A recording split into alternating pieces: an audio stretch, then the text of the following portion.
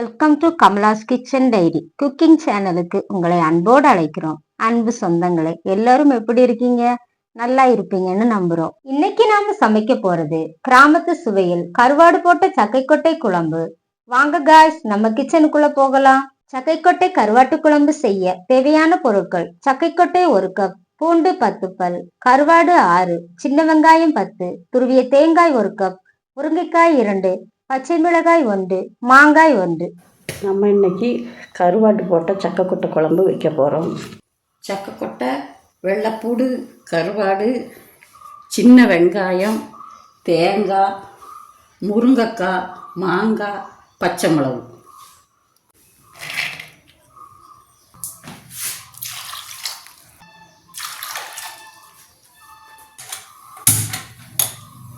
அடுப்பில் வச்சுட்டு வேகட்டும். இந்த மஞ்சப்பொடியை போட்டுக்கோ, உப்பு கொஞ்சம் போட்டுக்கோ,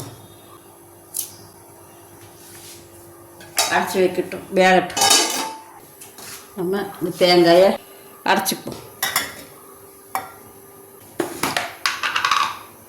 ஒரு கரண்டி மிளகு பொடி போட்டு அரைச்சிக்கோ. 2 வெங்காயம் போட்டுக்கோ, நல்லா மைய அரைச்சிக்கோ. கொஞ்சம் தண்ணியை ஊற்றி அரைச்சிக்கோ. இந்த கருவாடை வறுத்து போடணும். கருவாடு வறுத்து போட்டால் உடையாது. கொஞ்சம் எண்ணெயை ஊற்றிக்கோ.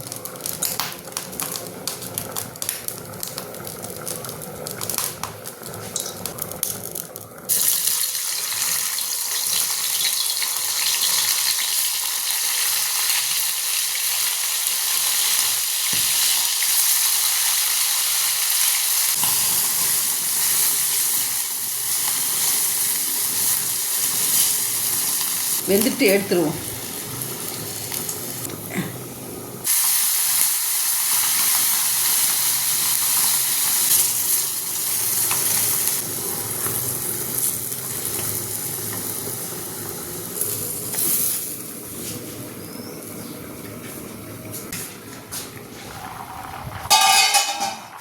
சக்கைக்கொட்டை நல்லா வெந்துட்டு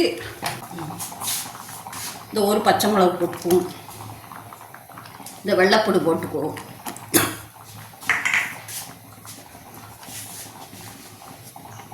முருங்காய் போட்டுக்குவோம், மாங்காய் போட்டுக்குவோம், சின்ன உள்ளியை போட்டுக்குவோம்.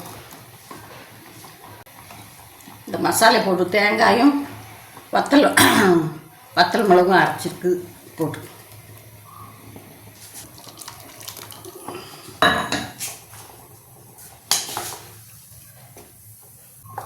நல்லா வேகட்டும். அரைச்சி வச்சிருக்கோம்.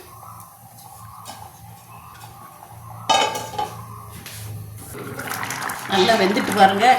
கருவாடு போட்டு இறக்கிடுவோம். இந்த வறுத்த கருவாடை போட்டுக்குவோம்.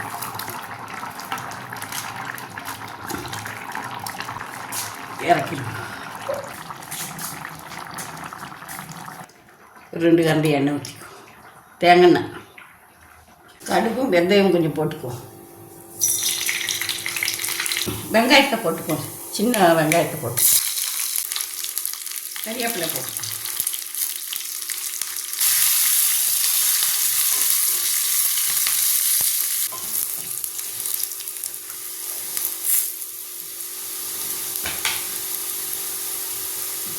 கொஞ்சம் மிளகு பொடி போட்டுக்குவோம்.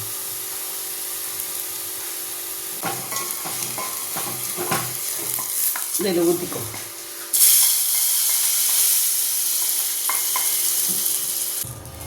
அரசு